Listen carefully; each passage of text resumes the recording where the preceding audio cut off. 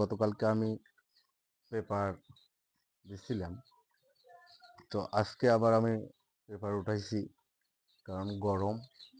এই গরমে বেশি পেপারে না থাকাই ভালো। এই জন্য আজকে সকালবেলা আমি পেপারগুলো উঠাই ফেলাই দিছি।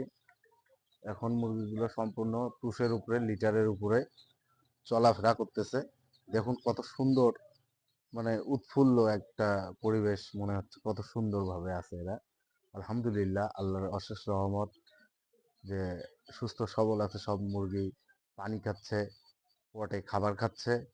মানে কালকে শুরুর থেকেই আমি আবার পট লাগাইছি যাতে ওরা পটগুলো চিনতে পারে। তো আপনারা ওটা অবশ্যই করবেন।